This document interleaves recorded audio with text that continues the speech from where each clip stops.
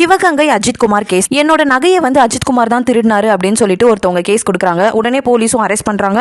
Arrest பண்ணிட்டு எஃப்ஐஆரே போடாம இஷ்டத்துக்கும் கண்டமேனிக்கும் போட்டு அடிக்கிறாங்க. அந்த விசாரணையிலே அஜித்குமார் உயிரிழந்துடுறாரு. அதுக்கப்புறம் போஸ்ட்மார்ட்டம் பண்ணதுல பாத்தீங்கன்னா நிறைய உள்காயங்கள் வெளிக்காயங்கள் மட்டும் இல்லாம மிளகா பொடியால கண்ணு காது மூக்குன்னு எல்லா இடத்துலயுமே அடைச்சிருக்காங்க. எந்த ஒரு ஆதாரமுமே கலெக்ட் பண்ணாம விசாரணை அப்படிங்கிற பேராலே ஒருத்தவங்களை கொண்டுட்டாங்க. தமிழ்நாட்டோட சிஎம் கால் பண்ணி அவங்க ஃபேமிலிக்கு சாரி கேட்கிறாரு. அஜித்குமாரோட தம்பிக்கு கவர்மெண்ட் வேலையும் கொடுக்கறதா வாக்குறுதி கொடுத்திருக்காங்க. டிவிகே தலைவர் விஜய் அவர்கள் நேர்ல ஃபேமிலியை சந்திச்சு 2 lakhs கிட்ட டொனேட் பண்ணிருக்காரு. அந்த 5 போலீஸையும் அரெஸ்ட் பண்ணிட்டாங்க. பட் அவங்களுக்கான தண்டனை சிவியரா இருக்குமான்னு கேட்டா கண்டிப்பா இருக்காது. ஏன்னா லாக்அப் டெத் அப்படிங்கிறது ஒன்றும் புதுசு கிடையாது. இந்த மாதிரி தமிழ்நாட்டில் நிறைய லாக்அப் டெத் நடந்திருக்கு. விசாரணை அப்படிங்கிற பேர்லயே நிறைய பேரை கொண்டிருக்காங்க. இதெல்லாம் கூட விடுங்க. அஜித்குமார் மேல ஒரு அம்மணி கேஸ் கொடுத்தாங்கல்ல, இந்த மாதிரி நகை திருட்டு கேஸ். அந்த அம்மணி மேலேயே 2011 பண மோசடி கேஸ்லாம் ஃபைல் ஆயிருக்கு. ஆனா அவங்க இன்ன வரைக்கும் ஃப்ரீயா தான் சுத்திக்கிட்டு இருக்காங்க. ஏன் தெரியுமா? அவங்களுக்கு பண பலம் இருக்கு, அரசியல் பலம் இருக்கு. ஆனா அஜித்குமாருக்கு இது ரெண்டுமே இல்ல. அதனாலதான் அவர் இறந்தாரு. இந்த கேஸ்ல உங்களோட கருத்து என்ன அப்படிங்கறத கமெண்ட்ல சொல்லுங்க.